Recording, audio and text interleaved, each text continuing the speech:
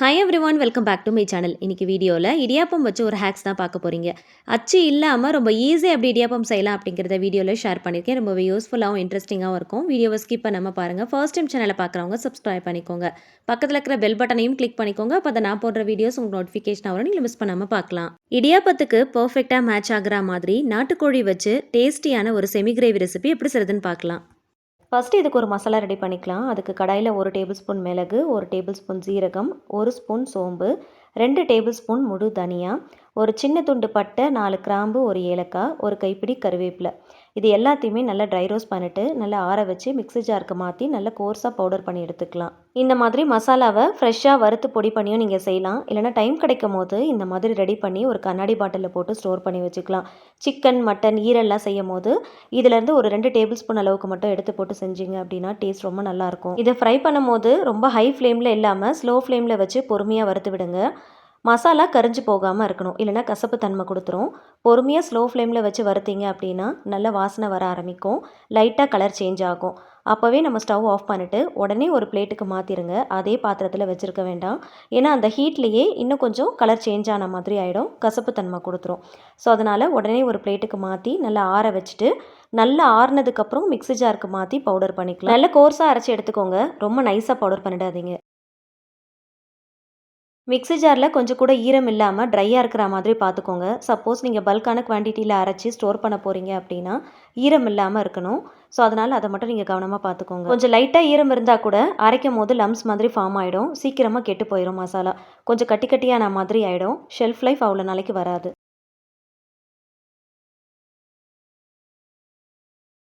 ரொம்ப நைஸாக இல்லாமல் இந்த மாதிரி கையில் எடுத்து பார்க்கும்போது நல்ல கோர்ஸாக இருக்கணும். இந்த மாதிரி பவுடர் பண்ணி வச்சுக்கோங்க. ஸ்டோர் பண்ணுறதா இருந்துச்சு அப்படின்னா ஒரு பாட்டிலில் போட்டு ஸ்டோர் பண்ணிக்கோங்க. இதை டைரெக்டாக ப்ரெஷர் குக்கர்லேயே நம்ம தாளித்து விட்டுறலாம். அதுக்கு நல்லெண்ணெய் கொஞ்சமாக சேர்த்துக்கோங்க.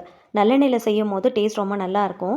கொஞ்சம் தாராளமாகவே சேர்த்துக்கோங்க. 1/2 ஸ்பூன் சோம்பு, ஒரு சின்ன துண்டு கல்பாசி, ஒரே ஒரு பிரிஞ்சி இலை சேர்த்துக்கலாம். 15 போல் சின்ன வெங்காயத்தை பொடியாக நறுக்கி வச்சுருக்கிறேன், அதையும் இது கூட சேர்த்துக்கலாம். ஒரு காரத்துக்கு ஏற்றா போல் பச்சை மிளகாயை பொடியாக நறுக்கிட்டு சேர்த்துக்கோங்க. கல்லுப்பு சேர்த்துக்கலாம். எப்பயுமே நல்லெண்ணெய், சின்ன வெங்காயம் இந்த மாதிரிலாம் சேர்த்து பண்ணும்போது டேஸ்ட் ரொம்ப நல்லாயிருக்கும். முடிஞ்ச அளவுக்கு சின்ன வெங்காயத்தில் பண்ணி பாருங்கள். நாட்டுக்கோழி உடம்புக்கு ரொம்பவே நல்லது. ஸோ நல்லெண்ணெய், சின்ன வெங்காயம் இந்த மாதிரிலாம் சேர்த்து செய்யும் போது நல்ல டேஸ்ட்டாக இருக்கும், நல்ல ஃப்ளேவர்ஃபுல்லாகவும் இருக்கும். வெங்காயம் நல்லா கொஞ்சம் கலர் சேஞ்ச் ஆகி பொன்னிறம் ஆகிற அளவுக்கு நல்லா வதக்கி விடுங்க. வெங்காயத்தை நல்லா வதக்குனா தான் நல்ல ஒரு டேஸ்ட் கிடைக்கும். அப்படியே பச்சையாக போட்டு செஞ்சோம் அப்படின்னா அந்தளவுக்கு டேஸ்ட்டாக இருக்காது. ஸோ நல்லா வெங்காயம் வதங்கினதுக்கப்புறமா இஞ்சி பூண்டு பேஸ்ட்டு சேர்த்துக்கலாம்.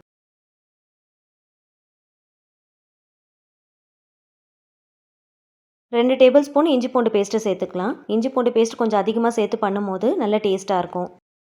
இஞ்சி பூண்டு பேஸ்ட்டு சேர்த்ததும் அதோடைய ராஸ்மெல் போகிற அளவுக்கு நல்லா வதக்கி விடுங்க.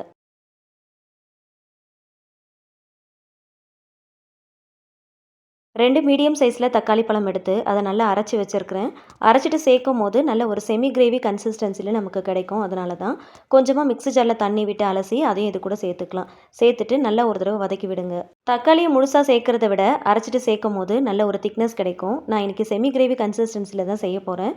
ஸோ அதனால் அரைச்சிட்டு செய்யும் போது சரியாக இருக்கும். 2 நிமிஷம் வதக்கிட்டு மூடி போட்டு வச்சிட்டோம் அப்படின்னா தக்காளி சீக்கிரமாக வதங்கிரும், கலரும் நல்லா சேஞ்ச் ஆயிரும். இந்த மாதிரி நல்ல கலர் சேஞ்ச் ஆனதுக்கப்புறம் மசாலா பொருட்கள் சேர்த்துக்கலாம். 1/2 ஸ்பூன் மஞ்சள் தூள், 1 டீஸ்பூன் காஷ்மீரி மிளகாய் தூள் சேர்த்துக்கலாம். காரத்துக்காகவும் கலருக்காகவும் சேர்த்துருக்குறேன். அரைச்சி வச்சிருக்கிற மசாலாலேருந்து கரெக்டாக ஒரு 2 டேபிள் ஸ்பூன் அளவுக்கு மட்டும் சேர்த்துக்கலாம். 1 கிலோ சிக்கனுக்கு 2 டேபிள் ஸ்பூன் சேர்த்திங்க அப்படின்னா சரியாக இருக்கும். மிச்சத்தை அப்படியே ஸ்டோர் பண்ணி வச்சுக்கோங்க, இன்னொரு டைம் நீங்கள் யூஸ் பண்ணிக்கலாம். மசாலா சேர்த்ததும் நல்லா ஒரு 2லேருந்து 3 நிமிஷம் வரைக்கும் நல்லா வதக்கி விடுங்க. வதக்குனதுக்கப்புறம் தான் சிக்கன் சேர்க்கணும். எப்பயுமே கடை மசாலாலாம் யூஸ் பண்ணி நீங்கள் பண்ணுறதை விட இந்த மாதிரி மசாலாவை வறுத்து அதை பொடி பண்ணி போட்டு செஞ்சு பாருங்கள். டேஸ்ட் உண்மையிலே ரொம்ப சூப்பராக இருக்கும். இதை சிக்கன், மட்டன், ஈரல் எல்லாத்துக்குமே நீங்கள் யூஸ் பண்ணிக்கலாம். முட்டை வச்சு கிரேவி பண்ணும்போது கூட இதை போட்டு நீங்கள் செஞ்சு பாருங்கள், டேஸ்ட் ரொம்ப நல்லாயிருக்கும். மசாலாவை நல்லா வதக்கும் போதே எண்ணெய் எல்லாமே நல்லா பிரிஞ்சு வர ஆரம்பிக்கும். அதோடைய கலரும் பார்த்தீங்கன்னா நல்ல ஒரு ரெட்டிஷ் கலருக்கு மாறும்.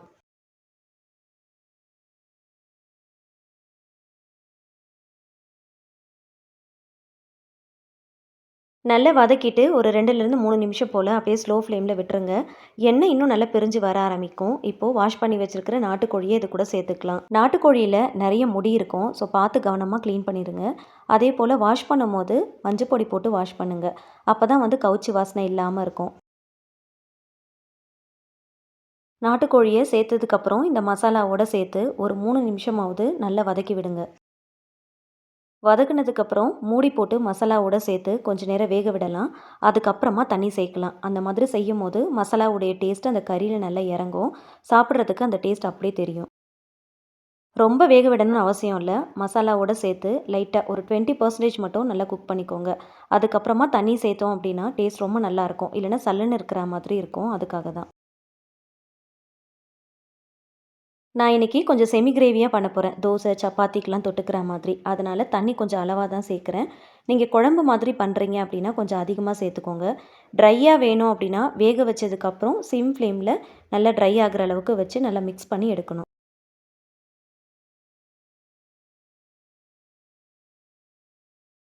உப்பு, காரம் கரெக்ட்டா இருக்கான்னு செக் பண்ணி பாருங்க. தேவைப்பட்டா சேர்த்துக்கோங்க. உப்பு கொஞ்சம் கம்மியா இருக்கிறதுனால சேர்க்குறேன். காரம் கம்மியா இருக்கிற மாதிரி இருந்துச்சு அப்படின்னா, 2 பச்சை மிளகாய் கூட சேர்த்துக்கோங்க. சரியா இருக்கும். கடைசியா 2 ஸ்பூன் அளவுக்கு நல்லெண்ணெய் சேர்த்துக்கலாம். சேர்த்துட்டு அதுக்கப்புறமா லிட் போட்டு க்ளோஸ் பண்ணி, கரெக்ட்டா ஒரு 16 விசில் வச்சேன். ஒரேடியா அப்படியே வச்சிராம, ஒரு 8 விசில் வச்சுட்டு, அந்த ப்ரெஷர் எல்லாமே ரிலீஸ் ஆனதுக்கப்புறம் மறுபடியும் ஒரு 8 விசில் வச்சிங்க அப்படின்னா சரியா இருக்கும். நாட்டுக்கோழி கொஞ்சம் வேகுறதுக்கு டைம் எடுக்கும். ஸோ வேக வைக்கும்போது இந்த மாதிரி ஒரு தேங்காய் சிரட்டைய அந்த முடி எல்லாத்தையும் எடுத்துட்டு நல்லா வாஷ் பண்ணிட்டு, உள்ள போட்டுட்டு வேக வச்சிங்க அப்படின்னா சீக்கிரமா வெந்துரும். நல்ல ஒரு டேஸ்ட் கிடைக்கும். எப்பயுமே சிக்கன், மட்டன், பருப்பெல்லாம் வேக வைக்கும்போது இந்த மாதிரி தேங்காய் சிரட்டைய சேர்த்து வேக வச்சிங்க அப்படின்னா, நல்ல பஞ்சு போல வெந்துரும். சீக்கிரமா வெந்துரும்.